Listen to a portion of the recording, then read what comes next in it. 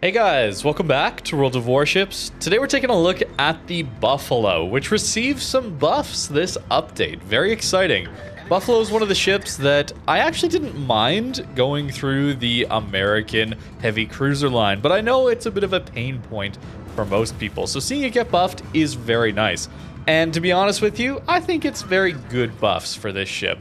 You're getting a reload buff here, allowing you to have 10-second main battery reload, instead of 11 seconds, so 1 second there. Very nice to see. That brings us in line with the Baltimore at tier 8. So now you're not losing reload, but gaining a turret. It's just gaining a turret, basically, which is nice to have.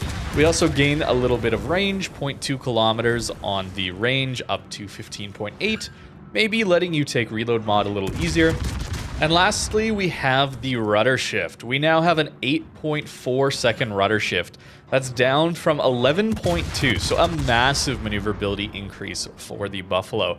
And that's really important because that allows you to run this ship with all of its guns firing a little bit easier. You have more maneuverability available to you to dodge incoming salvos. So really good changes overall to this ship. I do want to mention though, the damage output is not something this ship struggles with.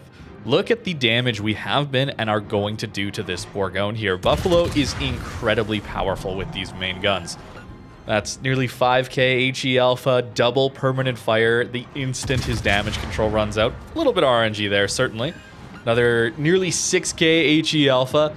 Certainly we have a Lighthouse build here though. So this is showing you the absolute maximum you're going to see out of damage outside of like arms race buffs. So I am running heavy HE. I'm also running the heavy AP skill or whatever. Look at that, 8k. It's good, man. The damage output is really good. So getting a little bit of DPM, a little bit of range, and massive maneuverability buffs is great for this ship. These guns are going to be basically Des Moines level guns, like your HE as well as your armor piercing shells. I believe are Des Moines levels. Let me just double check that. Yeah, fire chance looks the same, damage looks the same. I mean, it's very powerful to have 12 guns like this. That Bourgogne died rather quickly, didn't he? Poor guy. Pushing in a battleship, very difficult. But this is the good game. I have a few clips to show you guys, but here's a full match where we're going to perform incredibly well. Buffalo never lacked on battle impact, I don't think. Thanks to its radar here being 10 kilometers, it allows us to really do a good job of dealing with smoke screens, dealing with caps, and helping our team win some of these earlier engagements. I mean, look at that damage. Look at that damage, man. The AP is so good. I love Des Moines AP. Those improved pen angles are disgusting. So anytime you're against a cruiser or even battleships that aren't angling to you properly, the AP is going to do wonders. HE, though, is very nice for lighting those fires that do immense damage against battleships. So it's not like you only want to shoot the AP, but I do want to make the case for shooting more AP than you're used to, especially with other cruisers. This ship, though, does have very slow shells, so you might think about range mod. In fact, I did take some range mod. I tried the Lighthouse build. I even took spotter, which don't do that, but I tried it. It's very difficult to hit people at longer ranges, so given that this ship has okay concealment, I would really recommend running the reload DPM build and just waiting until people are in range around the islands that you're playing with, right? This is a ship that loves to play around islands. And I have a few examples of where you need to be positioning. Here's like a good example of angling in such a way behind an island that we can shoot all of our guns. I think the pain point going from Baltimore now up to Buffalo is going to be trying to figure out how to use this 50-50 distribution of our firepower. It's really nice, actually, that the Baltimore Des Moines has so much of it. 2/3 of our firepower up front. Makes playing around islands much easier, but Buffalo is a really nice way to learn how to play, assuming you're going for the Annapolis. This wasn't the case back when Buffalo was released into this American heavy cruiser line, pushing the Baltimore down from tier 9 to tier 8. That was a while ago now, but we didn't have super ships. Maybe I'd prefer to not have super ships, but they're here, and knowing how to play with this kind of turret layout is very nice. allowing you to more comfortably get into the Annapolis. That ship is much more powerful in a lot of other ways, though, don't get me wrong, but understanding this sort of playstyle is very, very important. And now with these rudder shift buffs, it allows us to play a little more comfortably when we get crossfired and are forced to leave our island cover. This bungo here is a very, very dangerous target to deal with. Certainly those guns do a ton of damage, and we only have 27 millimeters of armor, so... But even Des Moines or the Annapolis don't have enough armor to be bouncing bungo shells. They overmatch 30. So this is a very dangerous battleship to deal with. Very accurate, lots of overmatch. So these improvements to our rudder shift are going to be crucial in dodging some of that incoming fire. We're also going to get fortunate to not take too many full pens or citadels. But Buffalo's a big ship, and fortunately we can get over 50,000 HP. That's going to help us out a lot here, allowing us to take some damage and still be relatively okay. We're still a cruiser though, so you are very much vulnerable to getting one shot. Buffalo does have a large citadel that does go above water. Shooting at the Yu Yang here, we're going to certainly struggle with that shell velocity. You got to lead a lot. And I'm sure you're used to that if you're playing through this line. And actually, speaking about playing through this line a little bit more, Pensacola also has that 50-50 distribution of your firepower. So if you're struggling with Buffalo, Annapolis, maybe give Pensacola a go at tier 6. I know it sounds funny, but Pensacola is insanely powerful at tier 6. The armor that it has, that I believe 25 millimeters of armor, allows you to auto bounce battleship shells if you're angling properly. And it functions a lot like a very heavy battle cruiser, almost like a battleship at times at tier 6. You do have to worry about some of the 380mm guns, but anything below that in caliber, your armor is functionally that of battleships. So maybe that's a good way to practice with this 50-50 turret distribution on the American heavy cruiser line, and at a lower tier, a little bit more forgiving with the armor in particular on Pensacola. Buffalo, paper armor for its tier. Generally, 27 is nice if you run into those 380s, but anything with 406s and above, they're just going to be overmatching you. So it's more about dodging and positioning in such a way where you're not going to be the target to focus for battleships, or using island cover to just stay undetected is always going to be very good. Annapolis as well, just overmatched a lot. That ship has a funky citadel and a bunch more other very powerful gimmicks for it, but these 2 turrets up front, 2 turrets in the rear, heavy cruisers for the Americans are very, very strong. The damage output's very good. I mean, 7,000 HE alpha. Someone got a big hit into him there, but that's a lot of HE damage. It's not exact. This is a terrible comparison, but sometimes when I'm farming like this with this ship, I sometimes think of it as a Zhao with a 10-second reload. It's not. Let's be clear, it's not. Zhao is much better. Certainly has much better accuracy. The HE shells do much more damage, better fire chance, all that. But the reload on 12 guns, man, it's pretty quick here with the Buffalo. Things like Hindenburg as well have a similar reload, so that ship also gets much more range and other benefits. But, I mean, there's a lot to like here, I gotta say.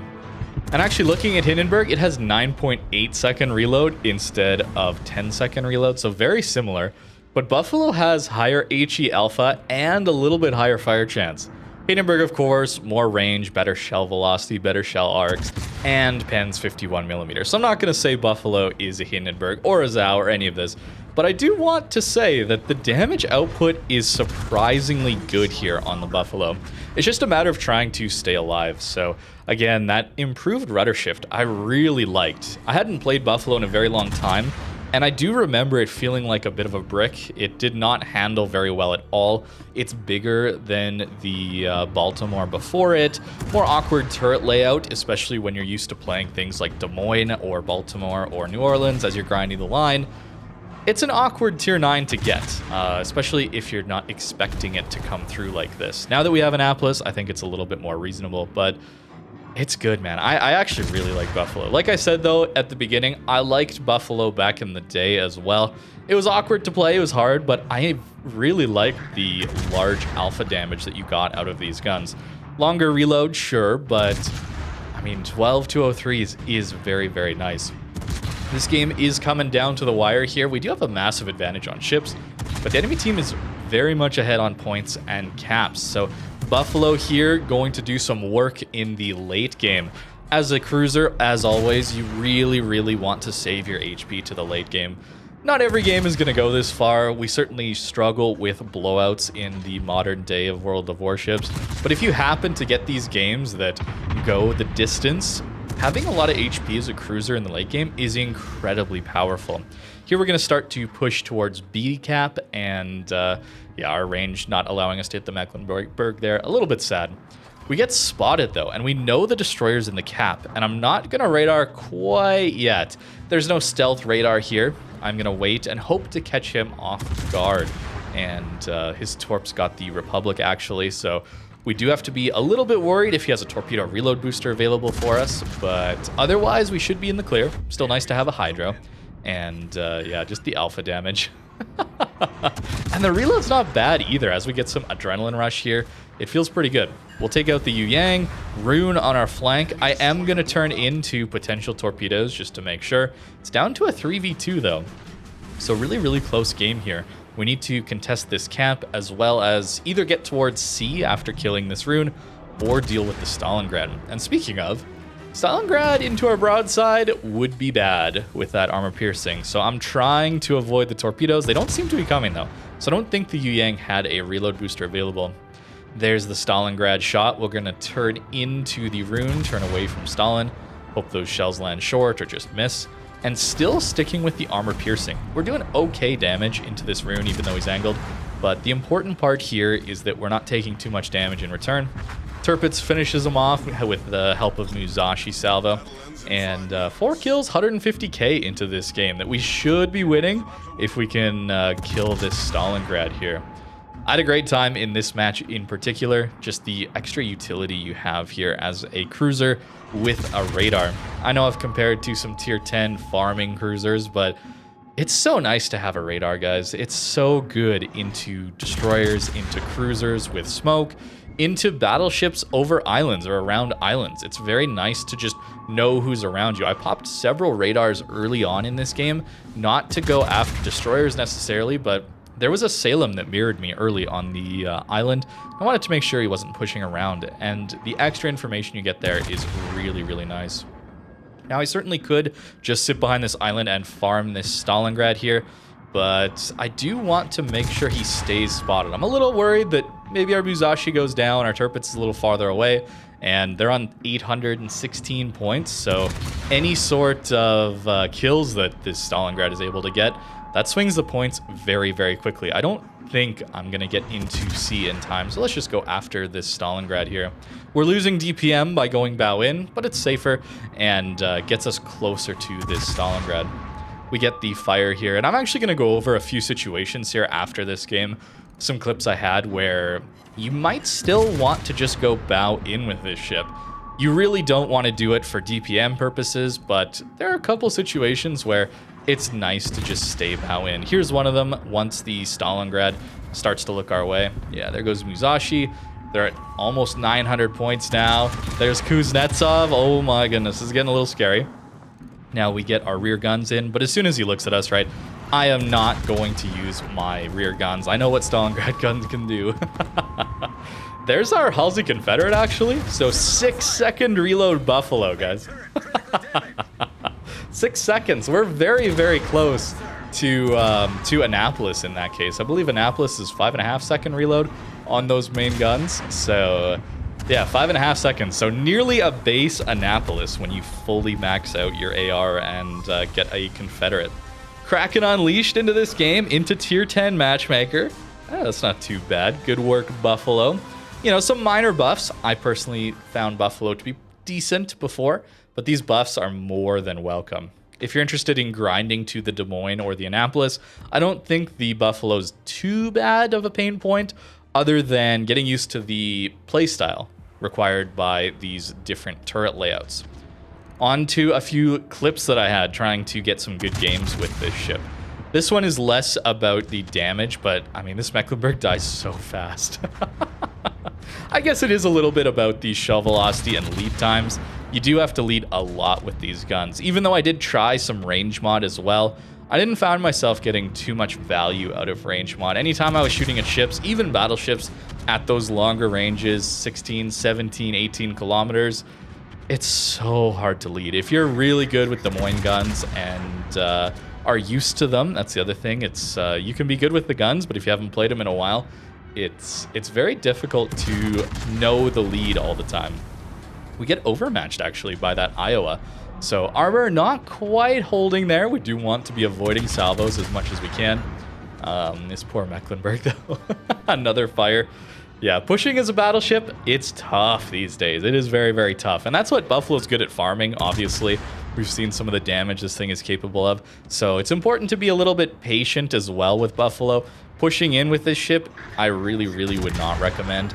It is big, and the advantage you get from your rudder shift is most useful when you're kiting away. That's going to be the longest time, the longest shelf light times, allowing you to hopefully do some dodging. Instantly swapping over to the AP, though, I mean, it's just so good. Buffalo AP, American heavy AP like this, the improved pen angles are just so good. So I am going to shoot it even at angled cruisers. There are times where you want to shoot the HE, but typically I want to hold on to that armor piercing. Anytime they miss angle slightly, even here, I think he was mostly bow on. We still got mostly pens and over pens there. Not worried as much about those ricochets. He goes broadside though, and we have the pen. Into cruisers, especially light cruisers. Yeah, that's gonna be citadels. It feels good, especially with the 12 guns. That's a big benefit you're gaining here. Alpha damage again. It's a DPM cruiser, sure, but if you're going for that AP against cruisers at your own tier, that alpha damage is no joke. I think Buffalo especially is going to be very strong in tier 9 ranked seasons as well, since you do have just better maneuverability, better DPM, allowing you to impact games a little bit better. And even at closer ranges, and you're pushing in, it's very committal, but a slowdown and turn in is enough to avoid at least this Iowa salvo into us, allowing us to not take quite as much damage. It's a big rudder shift buff. And I think this might be the... Is this the last clip? Maybe there's one other after this, but look at the angle we're going to take here against this Buffalo. He's got way more HP than us, but I'm going to use the AP. And we can Citadel. It's that flat stern, I guess, that we can pen and then get some Citadels there, barely. But the improved pen angles are incredible. So he's going to use a bunch of HE into us, and honestly, we probably would have died very quickly if he had used the armor piercing, although we're losing a lot of HP to the high explosive as well. It's not like the HE is bad at all. It's just the AP does so much damage. My turrets aren't fully turned. A little bit slow turret traverse, but double sit there into the Buffalo. Use your AP. It is a fearsome tool. Again, another one. Living on 68 HP. And one more Citadel for good measure. But I did end up going down and not doing too much else in this game. Ah, yes, this was my last clip to show you guys where you can get caught bow in like this or playing islands, and that it's very difficult to play islands when you're not used to 12 guns. Even with considering the 12 guns here, this is a situation where I'm only a Baltimore, right? Considering our reloads are the same and I'm only using my front guns, I'm basically just a Baltimore here into this Hayate, which is fine. It's still good. The radar is going to do some good work here for us, but we're not getting that tier 9 benefit of having those extra turrets. I suppose we have a 6th upgrade slot, but that's a good example of if you play islands bow on exclusively, you're really going to struggle with the Buffalo. But there are good reasons to go bow in. This Hayate here, I don't want to let him get out of my radar, so I'm not going to get greedy for my rear guns. I'm just going to charge straight in. So there's times where you should just use your front guns, trying to stay safer against ships that can't overmatch you but have good AP, or charging in for radar to help on DDs.